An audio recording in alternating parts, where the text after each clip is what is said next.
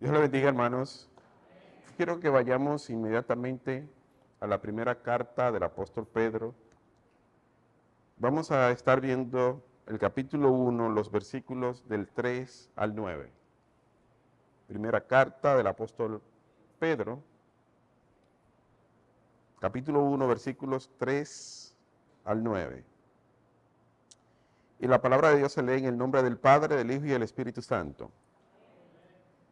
Bendito el Dios y Padre de nuestro Señor Jesucristo, que según su grande misericordia nos hizo renacer para una esperanza viva por la resurrección de Jesucristo de los muertos, para una herencia incorruptible, incontaminada e inmarcesible, reservada en los cielos para vosotros, que sois guardados por el poder de Dios mediante la fe, para alcanzar la salvación que está preparada para ser manifiesta en los tiempos postreros, en lo que vosotros os alegráis, aunque ahora, por un poco de tiempo, si es necesario, tengáis que ser afligidos en diversas pruebas, para que sometida a prueba vuestra fe, mucho más preciosa que el oro, el cual, aunque perecedero, se prueba con fuego, sea hallada en alabanza, gloria y honra cuando sea manifestado Jesucristo, a quien amáis sin haberlo visto, en quien creyendo, aunque ahora no lo veáis, os alegráis con gozo inefable y glorioso, obteniendo el fin de vuestra fe, que es la salvación de vuestras almas. Amén. Hoy vamos a estar predicando con el tema Esperanza Viva. Una motivación para los creyentes una esperanza viva, motivo para permanecer en la fe. Llevar la carrera de fe en toda la historia de la Iglesia de Cristo siempre se ha llevado con cierta dificultad, cierto peligro y hasta ciertas carencias. Para que podamos tener una idea, los primeros cristianos que empezaron a propagar el Evangelio de nuestro Señor Jesucristo en un mundo totalmente pagano, un paganismo radical, pues ellos tuvieron que propagar esta fe en medio de mucho peligro, muchas calumnias y todo esto, al punto de que se le acusaba de ser anarquistas, se le acusaba de ser revoltosos, insubordinados. En el libro de los Hechos, en el capítulo 17, versículo 6, hay una parte que dice, estos que han venido trastornando el mundo, hoy están entre nosotros. O sea, dando a entender que los cristianos, según la percepción de aquellos, que esos cristianos estaban causando disturbios, causando problemas dentro de las sociedades y que habían llegado a la sociedad de ellos. Pero no se queda ahí. Por más de 200 años, los cristianos fueron perseguidos en diferentes épocas. Si mal no recuerdo, fueron 6 períodos de persecución que vivió la iglesia cristiana durante sus primeros 200 años de fundación. Y dentro de todos esos cristianos, muchos de ellos fueron martirizados, de manera que vivir la fe en esos tiempos era una cuestión no solamente de convicción, sino también de valentía. De valentía, saber que estaba expuesto a ser martirizado en cualquier momento. Pero no se queda la cosa ahí, sino que en los tiempos de la Reforma, los reformadores tuvieron que enfrentar el poder religioso predominante de la época, a la Iglesia Católica, levantarse en contra de la Iglesia Católica, que era la única iglesia que existía hasta el momento de la cristiandad. Pues entonces ellos se levantaron contra ese poder hegemónico, Una iglesia que para ese momento todo aquel que se oponía a sus dogmas era considerado digno de muerte. Digno de muerte. Y los reformadores se levantaron precisamente reclamando el derecho o la ocasión a que todos puedan tener acceso a la Biblia, porque esa Biblia que usted tiene hoy en el celular, en diferentes versiones, en diferentes colores, tapa dura, tapa sencilla, Biblia de la promesa, Biblia de los jóvenes, Biblia esta. Ahí mire, usted no sabe cuántas Biblias hay. Muchas.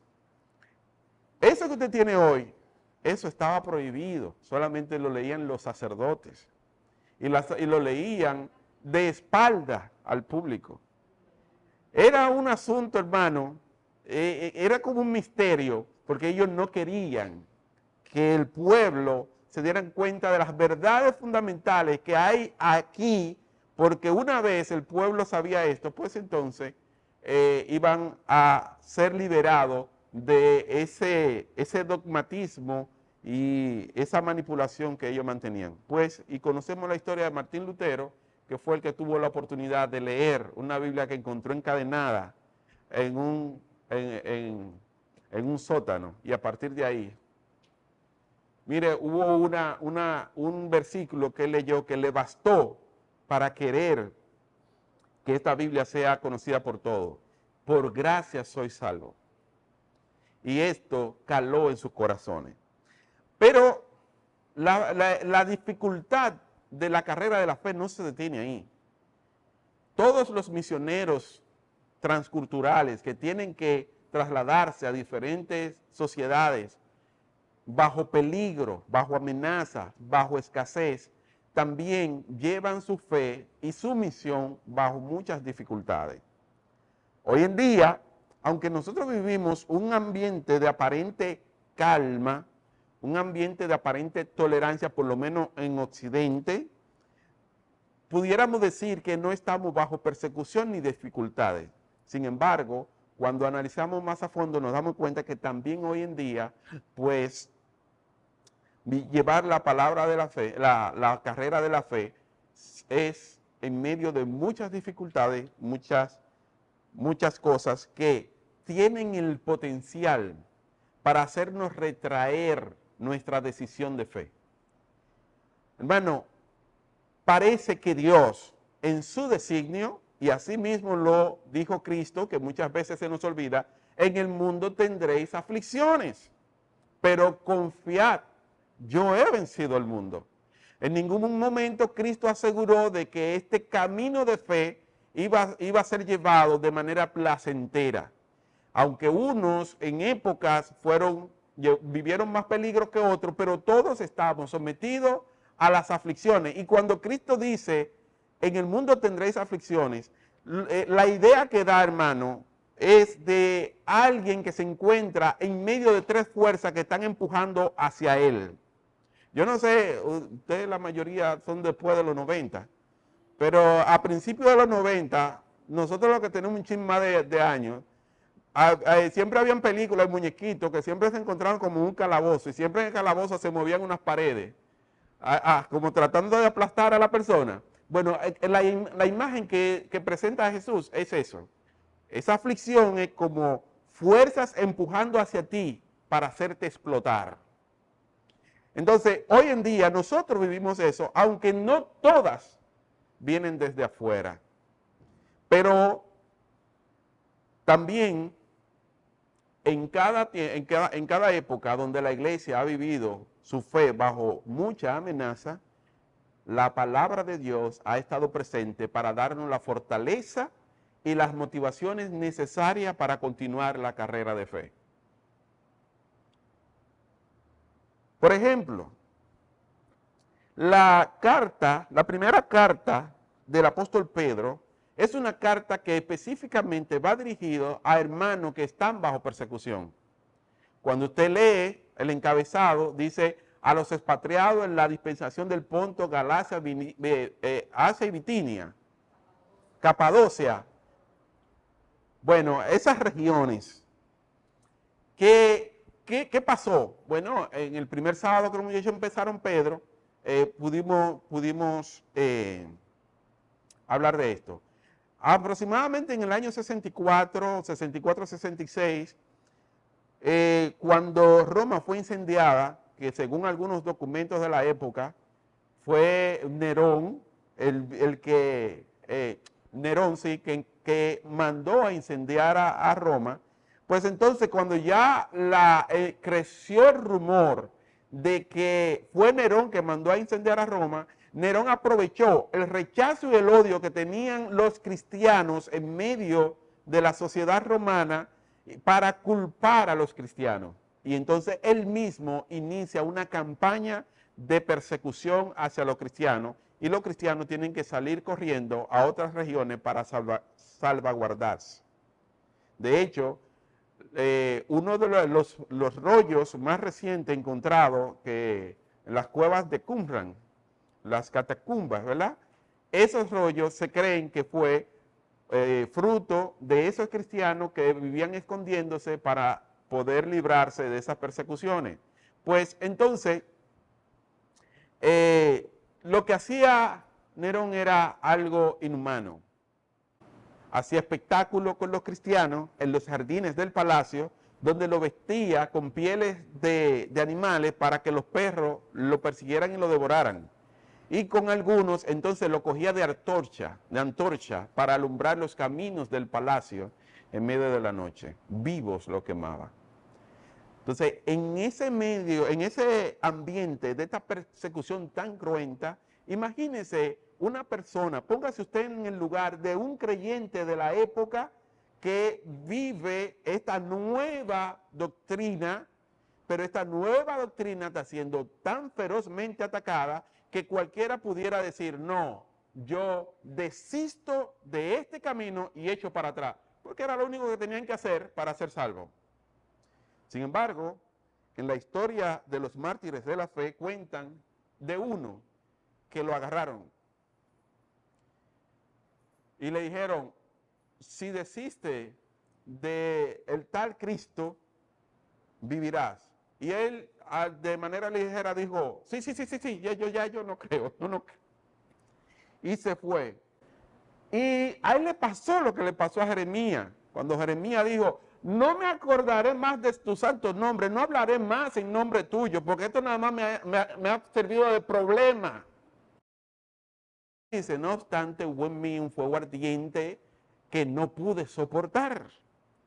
Pues a este cristiano le pasó lo mismo. Cuando empezó a caminar, que aparentemente libró su vida, el Espíritu Santo no le permitió soportar esa traición. Y él se devolvió y dice, hagan lo que quieran, yo soy cristiano. Hermano, y esto parece cuento y a veces lo perdemos la apreciación porque son historias de tiempos remotos.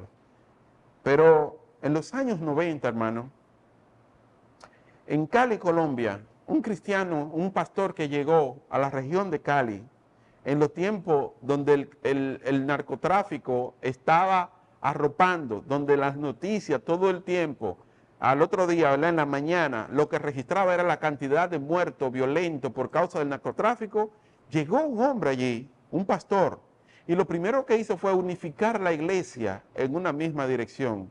Empezaron a orar, hermano, y al punto que llegaron a llenar un estadio donde las iglesias eran languidecientes, no se juntaba mucha gente. Pues a raíz de ese impacto espiritual, al otro día en la prensa salió, milagro, ningún muerto en Cali en esa noche. Empezaron a caer los capos de la droga, pero en el interín también cayó el pastor. Y los demás pastores que estaban unidos al ministerio, al pastor lo mataron, hermano, en la puerta de la iglesia. Y dicen los pastores que eran parte de ese ministerio, dice que parece que la sangre derramada por ese pastor sirvió como una semilla para que el evangelio siga creciendo. Hermano, el sacrificio, la vida que nosotros dejamos en este mundo por causa de la fe, no se deja sin fruto. Dios se encarga de hacer que produzca frutos.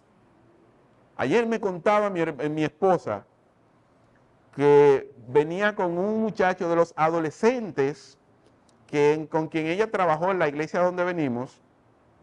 Hoy ese adolescente es uno de los predicadores principales de la iglesia. Y él le decía que la primera que le dio la oportunidad para predicar fue ella, cuando eran adolescentes. Y ella dijo, pero yo no me acuerdo. Pero la conclusión de esto es el trabajo que tú haces en la fe, el sacrificio que tú haces para permanecer en la fe, para servir y toda esta cosa, de algún lado da fruto. Ahora bien, no podemos perder de vista que esto es llevado en medio de muchas dificultades, como Pedro, entonces, bajo la condición que vivían estos hermanos, a él le fue necesario escribirle con la intención de darle ánimo. Si usted lee la primera carta de Pedro, usted se va a dar cuenta que está lleno de motivaciones. De hecho, algunos de los estudiosos y teólogos dicen que una de las cartas más preciosas que tiene el Nuevo Testamento es Primera de Pedro. Y tanto así que ellos dicen, a muchos cuestionan la autoría de Pedro por el lenguaje fino de la carta. Sin embargo, ya si usted hubiese venido el sábado, se hubiese dado cuenta, porque discutimos eso ahí. Bien, el hecho es que en esta carta usted va a encontrar, primero, un gran número de motivación para seguir en la vida de fe y segundo, también advertencia para que ante la situación que se está viviendo no se caiga en la impureza. Y en el versículo 3 encontramos que dice por lo menos, la primera motivación que encontramos, nos hizo renacer para una esperanza viva por la resurrección de Jesucristo de los muertos. Nos hizo renacer. Aquí podemos destacar dos palabras fundamentales. Nos hizo renacer y una esperanza viva. Ahora, cuando se habla de renacer, ni una vez nos llega el término entendido como un cambio en la manera de pensar y en la manera de actuar que cambia al ser humano. O sea, cuando de manera secular pensamos en un renacimiento de una persona, es un cambio de actitud, es un cambio de enfoque, de pensamiento y de acciones. Dice un pensamiento por ahí que no puede pretender cambiar los resultados haciendo la misma cosa siempre. O sea, para cambiar los resultados tiene que hacer cosas diferentes. Pues este renacer, viéndolo desde el secularismo, para hacer una comparación y ver lo profundo de ese renacer que en Cristo Jesús hemos tenido para encontrar esa motivación necesaria para continuar en la fe, ese renacer, viendo la manera secular, nos podemos remontar al renacimiento de los siglos XIV al XVI, que tuvo su origen en Europa, principalmente en Italia. Pues en ese renacimiento, la gente, la sociedad, harto del sometimiento de la religiosidad predominante del momento que le encerraba a un pensamiento totalmente eclesiástico, pues empezaron a sublevarse y a tener libre pensamiento. El libre pensamiento, la libre acción, y esto produjo un desarrollo principalmente en las artes. Ya aquí la persona bien ponderada no era el religioso que se comportaba conforme a todos los cánones de la palabra, sino que la persona bien ponderada en la sociedad era aquel que era capaz de practicar, que sabía música, que leía, que tenía conocimiento de otros mundos. O sea, el conocimiento del ser humano pues predominó por encima de los dogmas que imponía la iglesia. Las sociedades se rebelaron en contra de eso y precisamente en este movimiento nace el humanismo, donde entonces se quita a Dios del centro y se pone al ser humano en el centro. Entonces, hermano, dentro de ese movimiento del Renacimiento culmina precisamente con la Reforma Protestante. De manera que no solamente permeó el mundo secular, sino que la propia iglesia fue impactada por este movimiento del Renacimiento. Pues en ese Renacimiento, eh, el individuo extrapoló su fe que tenía puesta en Dios y la redirigió al ser humano y a su capacidad para crear, descubrir e inventar. Hermano, eso que usted ve que mucha gente se mofan ahora de toda la cultura que tienen y de que son y que se fascinan con los descubrimientos científicos y todas esas cosas, tiene su raíz en eso, en el humanismo. Y para ellos, incluso el mismo Voltaire en su momento dijo, Dios está muerto precisamente porque la sociedad empezó a exhibir cierto desarrollo y entendía que por el desarrollo que la sociedad venía teniendo, entonces no había necesidad de confiar en un Dios porque el ser humano se iba a agenciar la solución de su propio problema. De manera que el Renacimiento trajo en sí una fe en el ser humano para el perfeccionamiento de la sociedad. Sin embargo, más adelante vamos a ver lo vulnerable que ha sido esto. Ahora, este pensamiento renacentista, hermano, está presente hoy en día a través de las promociones que nosotros recibimos diariamente acerca de las motivaciones que incentivan al emprendimiento, a los cambios, a hacerle creer al ser humano que la solución está en ti, muy dentro de ti. Y vuelven al ser humano, le dan atribuciones de todopoderoso. Si lo desea, lo puede alcanzar. Si te esfuerza, puede llegar lejos. El límite es tu sueño, tu capacidad de... ¿eh? Hermano, aquí, hermano, se dice, deja la procrastinación y ser resiliente y va a ser una persona exitosa. O sea, están diciéndonos hoy en día que la solución de todos nuestros problemas la tenemos nosotros y que solamente tenemos que liberar todo ese poder que interiormente hay.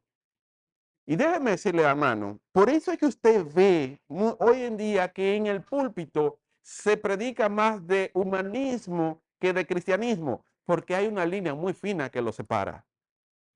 Cuando nosotros vemos el renacer que viene de Dios, realmente produce esos cambios en el ser humano, pero no le da al ser humano una atribución de todopoderoso. De hecho, ese mismo avance, ese mismo desarrollo que Voltaire dijo que ya Dios no era necesario, lo produjo la iglesia.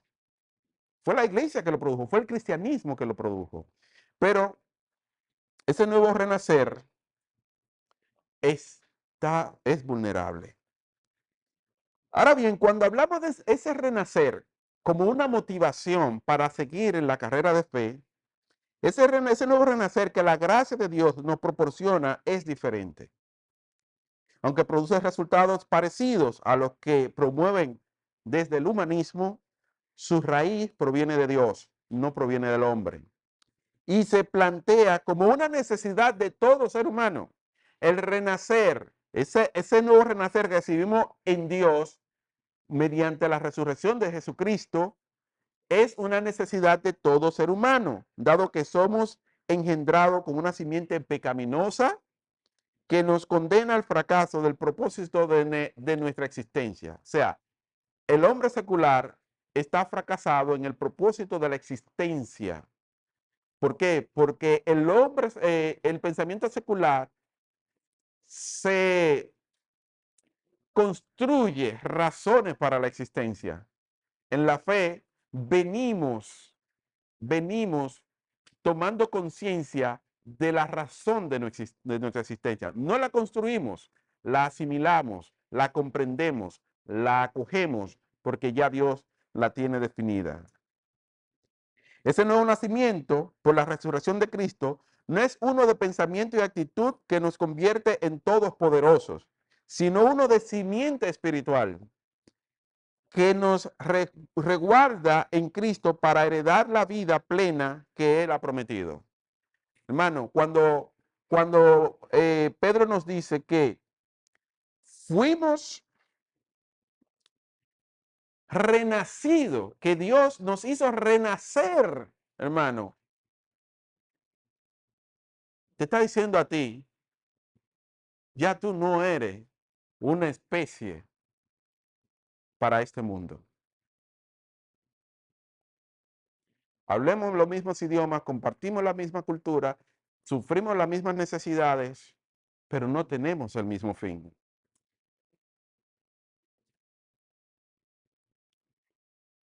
El solo hecho de saber que hemos sido renacidos, no de un pensamiento, no de una actitud meramente, sino de una simiente que nunca el humanismo va a aceptar ni comprender. El humanismo se centra en el ser humano, en su parte física. Sin embargo, Dios, la palabra nos dice, inmediatamente creíste, fuiste sellado con el Espíritu Santo. Eso no lo tienen los humanistas. Y ese Espíritu Santo es que va a hacer posible todo lo que podamos ver en Dios. Ahora, Pedro también utiliza esta palabra para enfatizar la palabra esperanza viva. O sea, fuiste renacido para una esperanza viva. El término esperanza, hermano, habla de expectativa. Expectativa. Y aquí volvemos a hacer una comparación entre la expectativa del humanismo y la expectativa en la fe en Cristo. En la expectativa del humanismo, el hombre cree que a medida que vayamos avanzando en la ciencia y en la medicina, las enfermedades van a desaparecer. El hombre cree que a medida que en los países se desarrollen económicamente y pasen de ser tercermundistas a países del primer mundo, va a haber una estabilidad social, va a haber un bienestar social. De hecho, hermano, el índice de felicidad, oiga eso, cosa intangible, el índice de felicidad, para ellos poder medir ese índice de felicidad, ellos toman son valores de la economía. Hasta eso lo quieren medir de manera materialista. Entonces, para el ser humano, a medida que viene el desarrollo, mire, ahora mismo, estos descubrimientos que ha hecho estas imágenes que ha hecho el telescopio James Webb, ¿cómo es? James Webb. Hermano, hermano, yo veo esas imágenes y son maravillosas. ¿Saben qué? Lo primero, las primeras imágenes que envió ese telescopio, yo escuché a un psiquiatra decir, ¿y ahora qué va a ser del cristianismo? Cuando están viendo todos esos mundos. El cristianismo está en crisis porque han podido ver cosas ocultas, hermano. Y cuando yo vi eso, yo dije, gloria, que yo como que quiero irme más rápido para el cielo. ¿Ustedes saben por qué? Porque el hombre en su sabiduría no entiende que eso está reservado eso para la eternidad. Hermano, ya no pudiéramos meter en temas muy complejos, pero esos espacios que hoy presentan el telescopio fueron creados para el ser humano. El ser humano perdió la capacidad de poder habitar esos espacios. ¿Sabe por qué? Por el pecado. Fue limitado. Pero en Cristo vamos a volver a tener esa capacidad. Entonces a mí en lo particular, eso es lo que me hizo fue, bueno, yo como que me quiero ir para poder ver esta cuestión por ahí.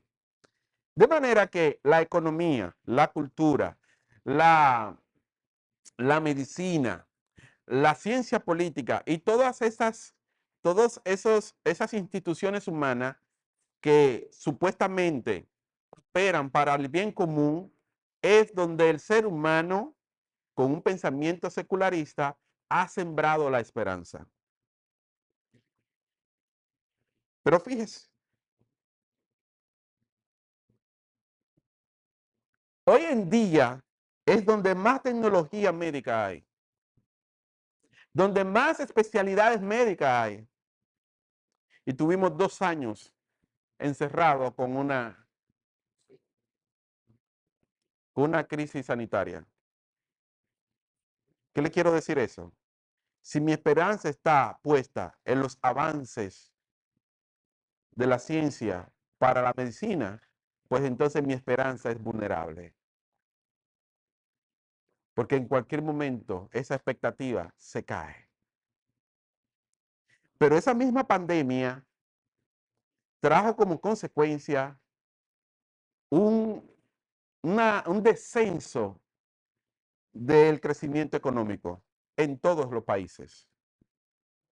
La economía decreció, aún en las economías más fuertes.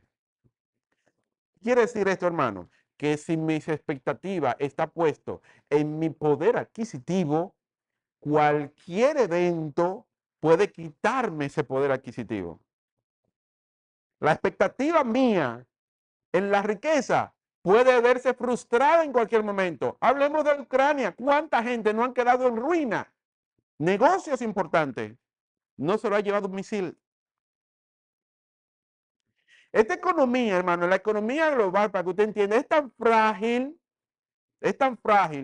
que si Elon Musk hoy dice una loquera de la que él dice, automáticamente bajan las acciones de muchas empresas.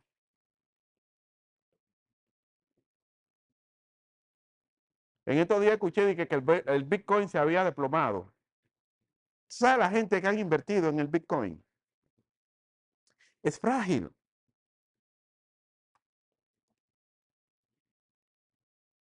Por esta razón, la esperanza que se pone en cualquier institución humana no es segura. Hermano, tu papá puede tener 10,000 tareas de tierra y tú estás pensando en eso porque con eso que tú te vas a comprar el carro, con eso que tú eres rico, tú eres rico. Eso no es seguro. No es certera, no es indestructible, no es equitativa. Porque a pesar de que tenemos tantos avances económicos, científicos, médicos, ahonda más la inequidad social. Estados Unidos le está dando todos los millones a Ucrania para ayudarle en la guerra. Y en África, con la mitad de lo que le han dado a Ucrania, resuelven el hambre de África. ¿Hay equidad?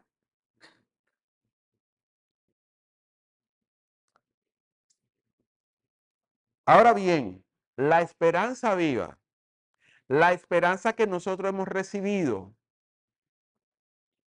no se destruye. Dice, se sobrepone a las épocas.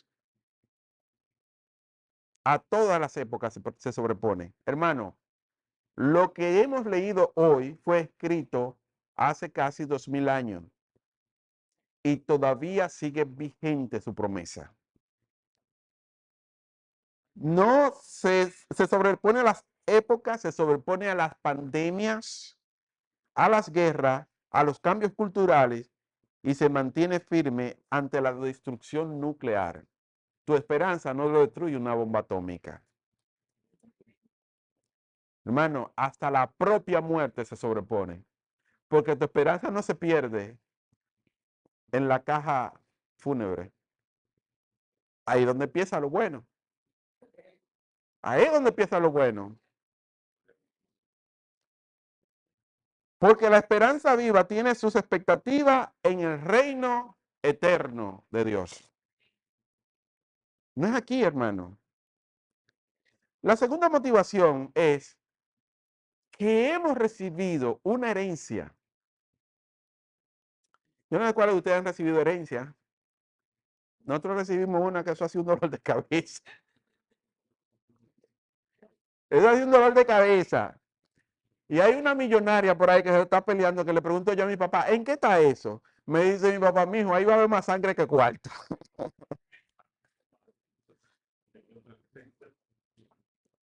El Señor dijo, me voy, pero voy a preparar morada para vosotros. En el versículo 4, voy a leer según la versión Palabra de Dios para Todo, de recibir una herencia que Dios tiene guardada para vosotros en el cielo, herencia que no se arruina, no se destruye, ni pierde su valor.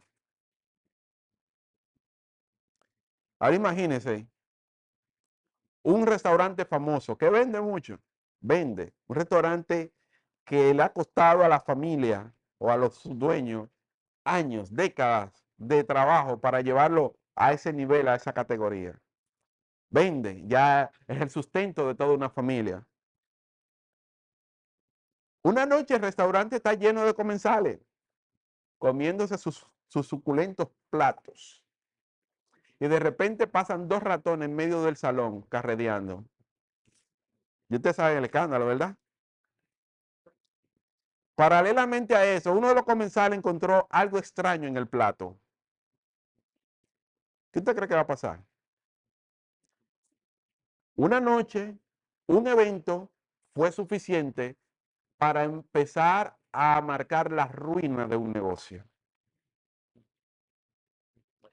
Los nietos, los que iban a heredar eso, ya van a heredar algo totalmente arruinado. Cualquier bien, producto de la actividad humana, alcanzado mediante trabajo o herencia, puede convertirse en una ruina. No es seguro.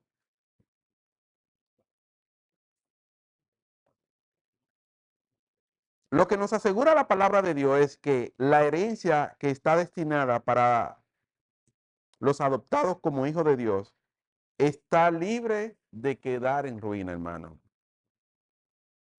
No está sometida a las imperfecciones humanas, porque fue una inversión perfecta, que es la sangre de nuestro Señor Jesucristo. Pero dice también que no se destruye. En el reino de los cielos no hay cosas como fuego, como tormenta, como terremoto, como colapso de la economía. Hermano, para que usted tenga una idea, usted tiene hoy 50 pesos, ¿verdad? 50 pesos en la mano. Y de repente, por cualquier cosita, le voy a poner una idea. De repente, al presidente le da una loquera con declararle la guerra a Haití e irse en guerra. Inmediatamente el dólar va a subir a 100. Y esos 50 pesos que usted tiene se convirtieron en 25. De manera que pierde totalmente su valor. O sea, lo que recibimos, la herencia que recibimos de Dios, no se destruye, no está expuesta a cambios económicos, a cambios climáticos, a torpeza de las administraciones públicas, no está expuesta a los infortunios de la vida, sino que la herencia que de Dios hemos recibido está blindada por la omnipotencia de Dios. La omnipotencia de Dios. Yo quiero que usted en algún momento váyase a Apocalipsis y léase el capítulo donde habla sobre la nueva Jerusalén, la ciudad celestial. A ver si usted no va a encontrar emoción. Mire, hermano, yo le he dicho esto unas cuantas veces. A mí me gustaría como viajar mucho. Y a la parte que he ido, o sea, aquí en este país, yo he ido a lugares que nunca había ido y me quedo asombrado, tanta maravilla. Cuando usted va a otro país, siempre hay todo país tiene algo que es impresionante. Y ahora con esto de las redes y todas esas cosas, nosotros tenemos la oportunidad de ver cosas en lugares que nunca vamos a llegar a estar. Y aún así, viéndolo de manera virtual, impresionan. Pero hermano, todo eso es imperfecto. Nada de eso se compara con la descripción de la ciudad celestial, la que dice que bajará desde el cielo, una nueva ciudad. Hermano, vale la pena invertir toda su vida por convertirse en ciudadano de esa ciudad. Vale la pena sufrir las persecuciones. Vale la pena ser víctima de los cambios transculturales que estamos teniendo. Vale la pena nadar contra corriente. Vale la pena soltar el pellejo, porque la herencia, estamos invirtiendo para la eternidad. En el reino de los cielos, todas las cosas son de duración eterna, de valor creciente y libre de especulaciones, porque el valor se lo da a aquel que es el dueño de todo y por quien todo existe. Cristo es el garante, hermano. Él es el garante. Es como dijo Pablo en Corintios, hermano, ahí. ¿Quién acusará a los elegidos? Cristo es el juez. O sea, si nosotros somos comprados por él y él es el juez, ¿quién va a acusarnos? Y la imagen que dice Juan, por si alguno pecare, abogado tenemos. Algunos lo han escenificado y han dicho que cuando, tomando como referencia el episodio donde Satanás fue acusado, ellos dicen que eso mismo hace Satanás con nosotros. Y que cuando Satanás va y le dice, mire, Señor, pero usted no vio a Pedro. Pedro se pasó con unos traguitos. Di que Jesucristo lo único que di que, sí, él se pasó, pero mira, mira. ¿Eh? Ah, pero Claudia bochinchosa, Claudia está hablando muchísimo. Y Jesús, sí, sí, sí, pero mira, mira. O sea, cuando la gente dice que cuando Satanás nos acusa, Cristo lo que muestra es su sacrificio. Todo lo que Satanás pueda decir de ti, todo el desacrédito que Satanás pueda hacer, ya eso está cubierto, hermano. Ahora busque usted honrar a Dios. No os hagáis tesoros en la tierra donde la polilla y el orín corrompen y donde ladrones minan y hurtan, sino haceos tesoros en el cielo donde la polilla ni el orín corrompen y donde los ladrones no minan ni hurtan, porque donde está vuestro tesoro, allí estará también vuestro corazón. Recuerda, por gracia sois salvos, por medio de la fe. Ya tú no tienes que esforzarte para ser salvo, ya tú eres salvo. Esfuérzate por honrar a Dios. Y eso es lo que Satanás quiere que tú no entiendas. Tú eres salvo. Hermano, no sucumba ante la presión, ante la tentación, ante la prueba. No sucumba, porque ya está segura la herencia. Lo que hagan contigo en esta tierra, no importa. Si tiene que pasar hambre y la salida es que tú desistas de tu fe o de la espalda a Dios, muérete de hambre.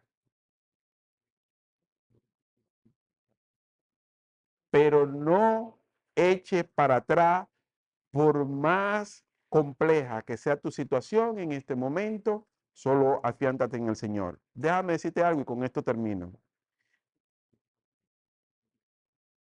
Dios que nos dio a Jesucristo, dice la palabra, ¿cómo no nos dará todas las cosas? Usted se puede preguntar, pues si Dios me ha dado con Cristo todas las cosas, ¿por qué yo estoy sometido bajo esta situación en este momento? Y yo me atrevo a decir sin tener voz profética, Dios lo ha permitido es porque necesita afinarte, necesita moldearte. Y la única manera que sale de esa situación es cuando deja que ese proceso de refinamiento concluya. Si se arruina en el proceso, va a tener que volver a pasarlo. El pueblo de Israel pudo haber llegado en 13 días a la tierra prometida. Y Dios hizo que tardaran 40 años, porque tenían que ser preparados, refinados. Y aún así todavía siguieron dando dolor de cabeza en la tierra prometida. No sea tú un dolor de cabeza para el Señor. ¿Eh? Disfruta de su compañía, de su palabra y experimenta todo lo que Él instruye para que entonces sea beneficiario de todas esas promesas que están hechas para esta vida, pero la mejor es la que es para después de esta vida. Así que hermano, Dios te bendiga. Al igual que, hoy, que los hermanos en tiempo de la persecución tuvieron en la palabra esa motivación, tú la tienes hoy. No te deprimas, no retrocedas, no abandones. Padre, en el nombre de Jesús, te damos gracias, Señor, por tu palabra. Gracias porque es perfecta. Señor, nos sorprende como tú, Dios mío, de antemano ya dejaste preestablecido todo lo que habíamos de necesitar para vivir la vida de fe. Eso habla, Señor, de la perfección de tu sabiduría, de tu omnipotencia. Oh, Señor, gracias, gracias porque ese amor y esa misericordia no la podemos encontrar en ningún lado. Padre, mira, no permitas que Satanás siga asediando, queriendo hacernos desplomar, desistir, Señor, de nuestra profesión de fe, sino más bien, Señor, permite que podamos recordar tus promesas, tus palabras, podamos recordar, Señor, que lo que ya hemos recibido de parte tuya es más grande, superior a todo lo que podamos pedir y anhelar. Por eso te pedimos, Señor amado, que nos ayude a enfocarnos en las cosas que son verdaderas, las cosas que son eternas, oh Dios mío, y poder, Señor, sufrir lo pasajero en esta tierra. Que cada hermano, Dios mío, sea fortalecido en el ser interior para continuar con firmeza su palabra, su vida de fe. Que cada hermano, Padre amado, que esté sometido a dificultad con un propósito tuyo, Señor, te pedimos que tú le des la resistencia, la tenacidad para soportar pacientemente hasta que tú logres tu propósito de refinamiento. Pero si hay alguno, Señor, que por cosa, infortunio de la vida, cosa de Satanás, Padre amado, que está siendo asediado, líbralo, Señor, de esa lucha. Líbralo, Padre amado, y no permita que el enemigo prevalezca contra él. Ayúdanos, Señor, a honrarte en cada momento de nuestras vidas, en cada área.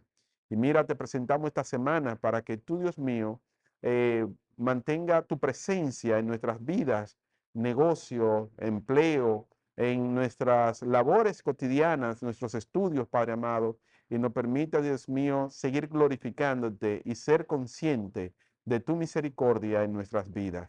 Gracias, Padre, en el nombre de Jesús. Amén. Dios le bendiga, hermanos. Saludados, seguidos en paz.